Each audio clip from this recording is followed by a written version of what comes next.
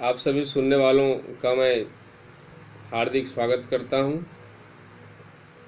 आइए हम लोग कुछ ज्ञान की बातें कर लेते हैं, कुछ पढ़ाई की बात कर लेते हैं, कुछ टॉपिक की बात कर लेते हैं और बहुत सरल तरीके से, बहुत सिंपल तरीके से बात करेंगे। कोई अकबकाना नहीं, कोई हड़बड़ाना नहीं है।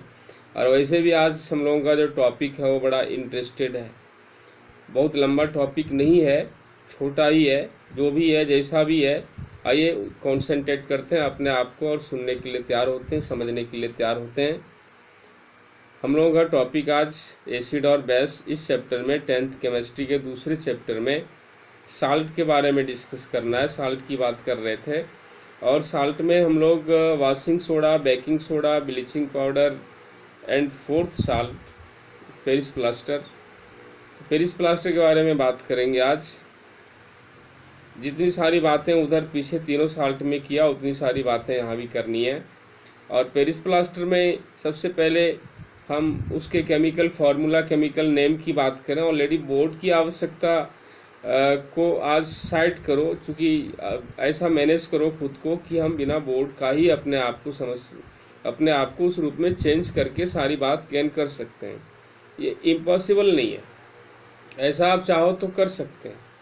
इमेजिन करना आपको, केवल अपने आप को अपने अंदर इन्वायरमेंट क्रिएट करना वैसा, फिर आप बिना बोर्ड का भी समझने लगेंगे। और वैसे भी बोर्ड की आवश्यकता यहाँ उतनी नहीं है, केवल एक छोटा सा केमिकल रिएक्शन है। उस केमिकल रिएक्शन को यूं ही हम लोग एक्सप्रेस करेंगे, यूं ही हम लोग बात करेंगे, फिर आप समझ जाएंगे। और वैसे आज बोर्ड यूजलेस है थोड़ा, इसलिए हम चलिए ऐसे ही बात करते हैं हम लोग। तो पेरिस प्लास्टर का chemical formula and chemical name.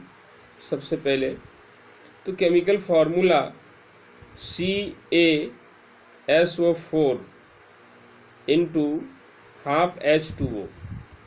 CaSO4 into half H2O means calcium sulphate semi hydrate, calcium sulphate अर्ध hydrate, calcium sulphate hemi hydrate. ये केमिकल नेम है।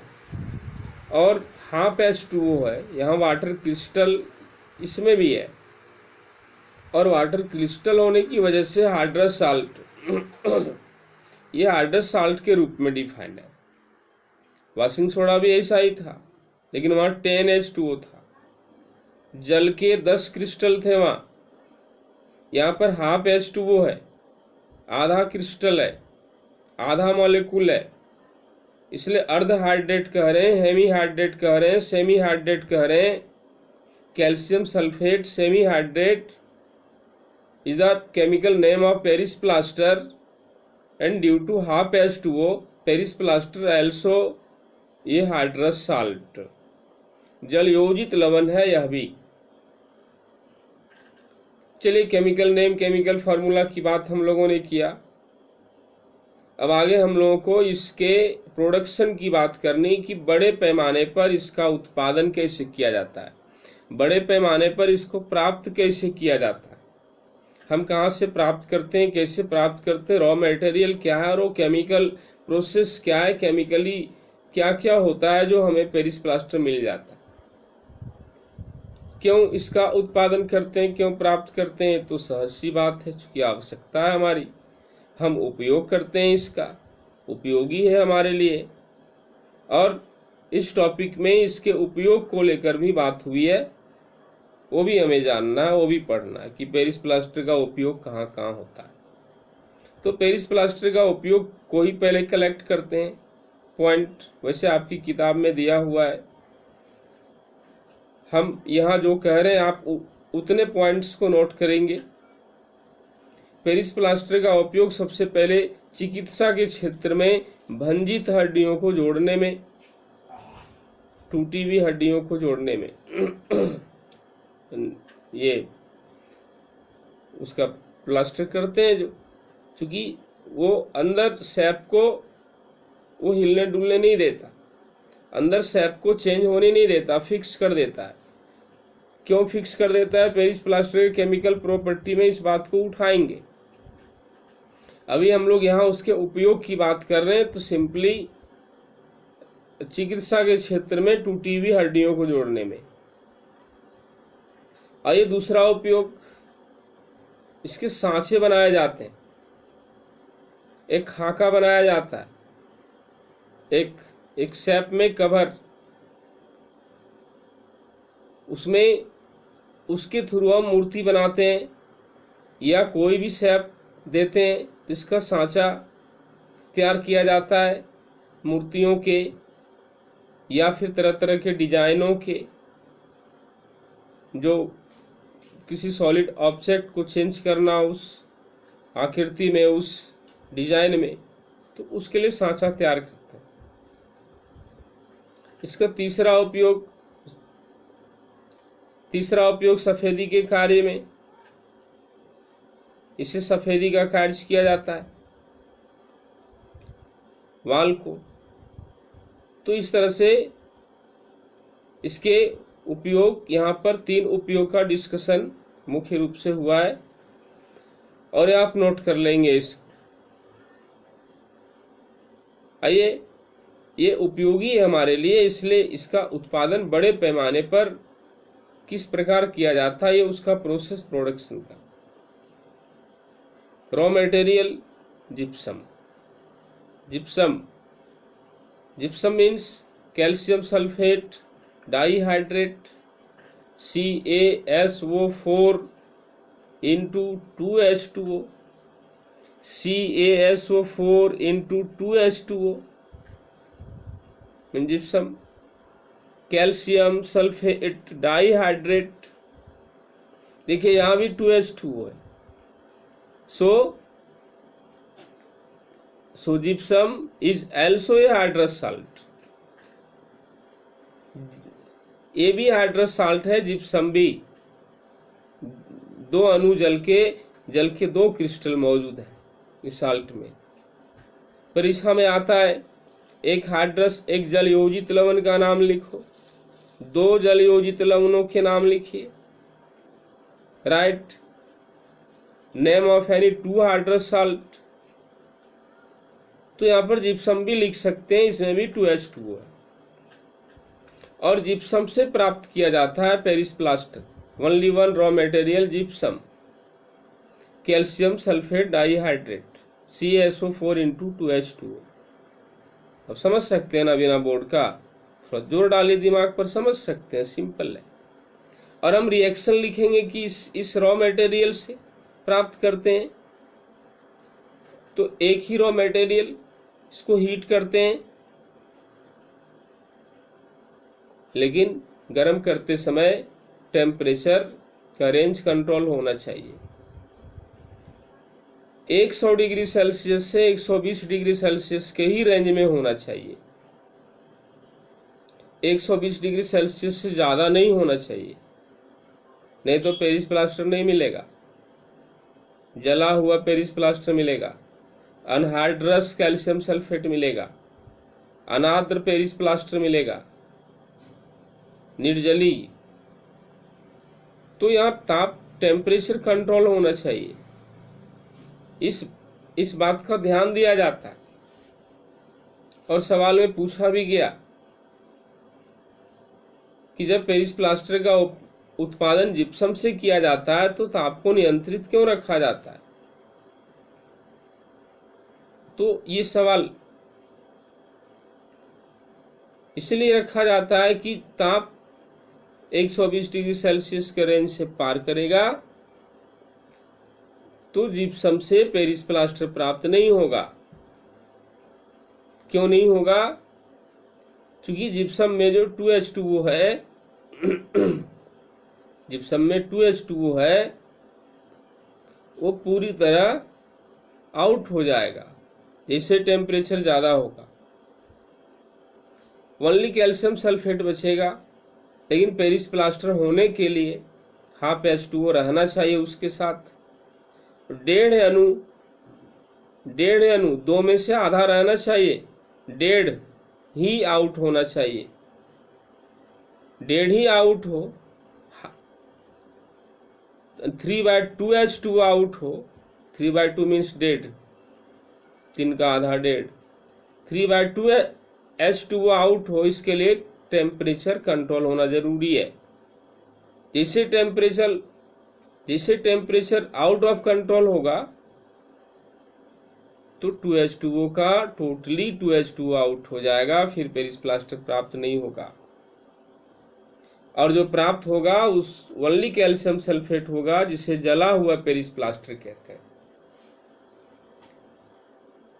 सो to obtain Paris plaster from gypsum, temperature remains control between 100 degree Celsius to 120 degree Celsius. इस बात का यहाँ पर ठीक से ध्यान रखना, केमिकल में लिखना है तो 373 केल्विन ही लिखना है। 100 डिग्री सेल्सियस ही उसका एक जनरल टेम्परेचर है। 373 केल्विन यानी 100 डिग्री सेल्सियस। वो मैक्सिमम 120 डिग्री सेल्सियस तक बढ़ सकता है, कोई क्षति नहीं होगी, बट जनरली 100 डिग्री सेल्सियस ही रखना। So in chemical equation CaSO4 into 2H2O, arrow के ऊपर 100 डिग्री सेल्सियस या 373 kelvin, only one reactant CaSO4 into 2H2O, only gypsum ही अभिकारक है। एरो उसके ऊपर temperature 373 kelvin and as product CaSO4 into half H2O, जो पेरिस प्लास्टर है। CaSO4 into half H2O plus 3/2 H2O, यानी 1.5 अणु आउट है, अलग हो गया। 3/2 H2O हाफ रह गया पेरिस प्लास्टर में। बस इतनी केमिकल इक्वेशन, ऑलरेडी ये पहले से बैलेंस है। तो इस तरह से पेरिस प्लास्टर का उत्पादन बड़े पैमाने पर जिप्सम से किया जाता है, जहां ताप को नियंत्रित रखना जरूरी होता है, और नहीं तो पेरिस प्लास्टर प्राप्त नहीं होता। हमें जो प्राप्त होता है वो जला हुआ पेरिस प्लास्टर होता है।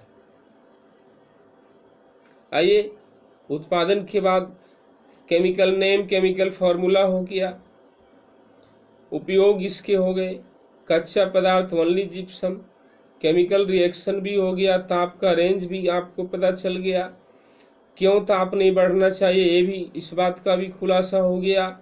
अब केमिकल प्रॉपर्टी बचा है। एक सवाल में पूछा हुआ है,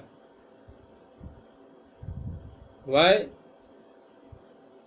does Paris plaster is kept in only dry pot or humidless pot, humidless packet? Why does Paris plaster packaging in only humidless packet? मतलब आर्द्ररोधी बर्तनों में, आर्द्ररोधी पैकेट में इसे क्यों रखा जाता है?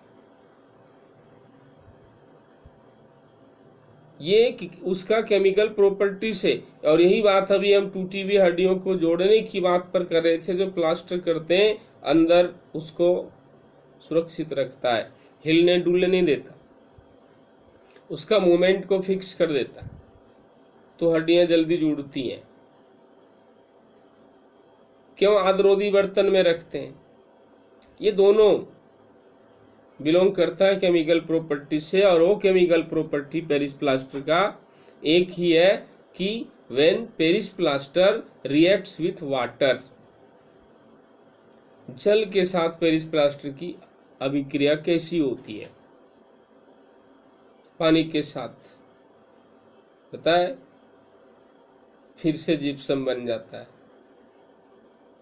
CaSO4 into half H2O Paris plaster जब जल के साथ रिएक्ट होता है, जल के संपर्क में आता है, तो फिर से जिप्सम बन जाता है। हाफ H2O से 2H2O हो जाता है, यानी जिप्सम। लेकिन इस तरह से जो जिप्सम मिलता है, पेरिस प्लास्टर का जल के साथ रिएक्ट होने से जो जिप्सम मिलता है वो यूजलेस होता है। जिप्सम तो बन जाता है केमिकली, लेकिन वो इतना हार्ड, इतना कठोर, इतना दृढ़ कि पुनः उसे जिप्सम के तौर पर उपयोग में नहीं लाया जा सकता, और इस तरह से पेरिस प्लास्टर यूजलेस हो जाता है।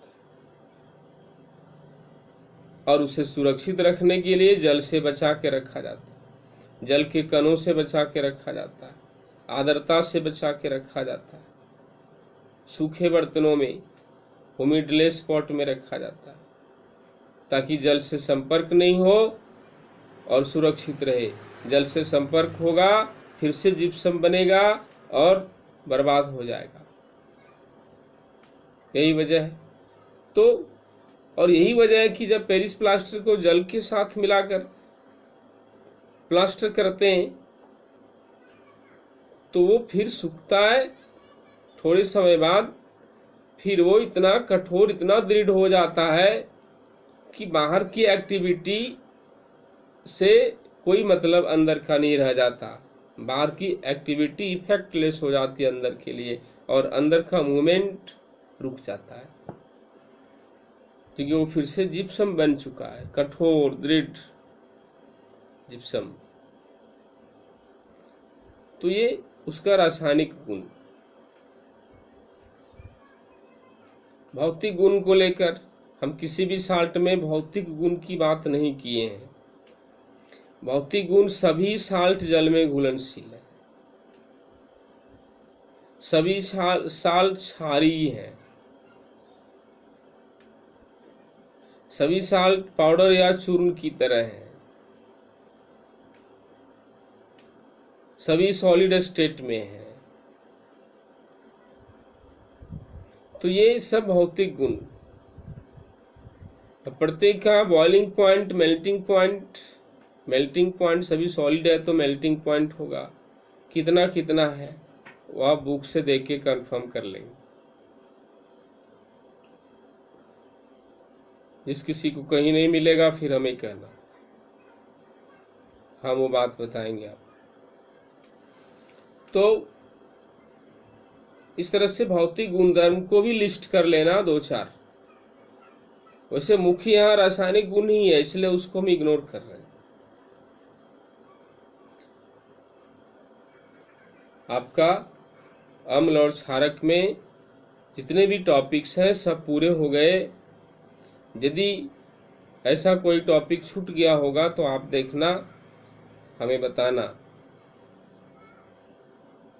और फिर हम लोग अब box question, exercise question 1 by 1 इन दोनों को देख लेंगे नेक्स्ट टाइम। तो आइए आज यहीं तक बात करते हैं। सबको धन्यवाद। फिर आगे हम लोग अगली बात करेंगे।